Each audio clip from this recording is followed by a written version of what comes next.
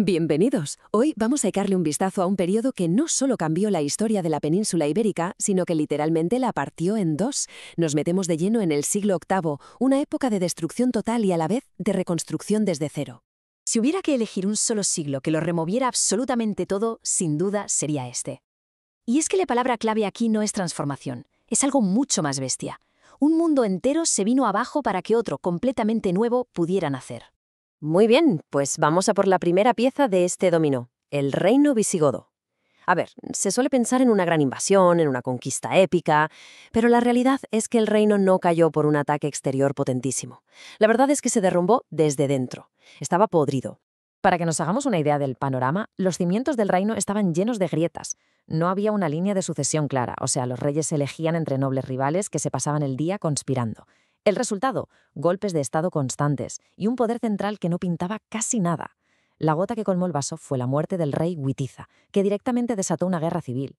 El reino estaba literalmente en llamas mucho antes de que llegara nadie de fuera. Y claro, es en medio de todo este caos cuando se produce el famoso cruce del estrecho. Y esto es fundamental entenderlo. No fue una invasión imperial, planificada al milímetro por un gran estado. Fue más bien una jugada oportunista que llegó en el momento justo, aprovechando que el enemigo estaba en el suelo. 7.000. Hay que pararse a pensar en esta cifra. Esa fue la fuerza, más o menos, con la que Tariq ibn Ziyad cruzó el estrecho en el 711. Es un número ridículamente pequeño para tumbar un reino entero. Esto por sí solo ya nos dice todo lo que hay que saber sobre el estado de descomposición de la estructura visigoda. Aquí es donde entra la famosa leyenda, ¿no? La de la quema de las naves. Bueno, más allá de si pasó de verdad o no, el gesto simboliza una mentalidad clave. La de una fuerza pequeña, sí, pero con una determinación total. No había plan B, no había retirada posible, era una apuesta de todo o nada. Y esa apuesta se jugó entera en una sola batalla, en un único enfrentamiento decisivo, la batalla de Guadalete. Aquí no hubo una guerra larga de desgaste.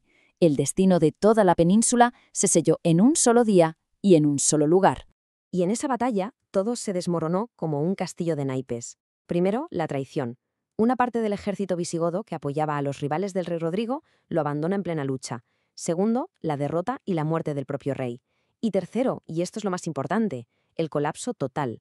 Con el rey muerto se apagaron las luces. No había un sucesor, no había un plan de emergencia, no había nada. El sistema político visigodo simplemente, ¡puf!, se desintegró en el acto.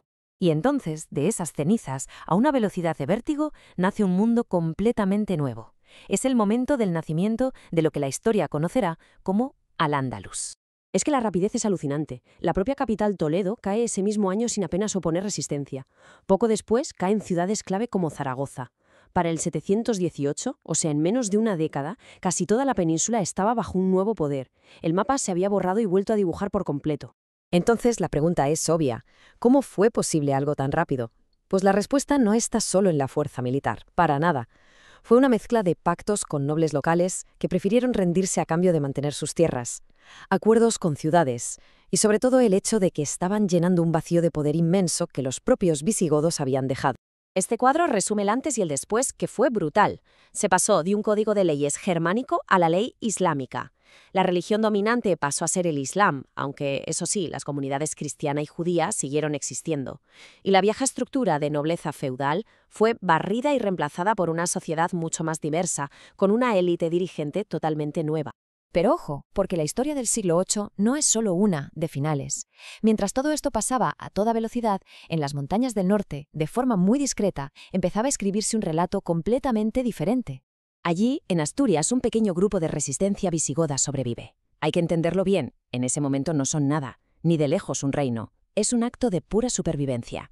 Pero es ahí donde se planta la pequeña semilla del relato que marcará los siguientes 700 años, la resistencia cristiana, lo que luego se conocerá como la Reconquista. Al final, como vemos, el siglo VIII no solo puso fin a una historia, la del mundo visigodo. Lo que hizo fue iniciar varias a la vez, la de Al-Ándalus y la de los reinos cristianos del Nostre. Y esto los deja con una pregunta final para reflexionar. ¿Cuál es el verdadero legado de un siglo que, en lugar de cerrar un libro, abrió varios de golpe?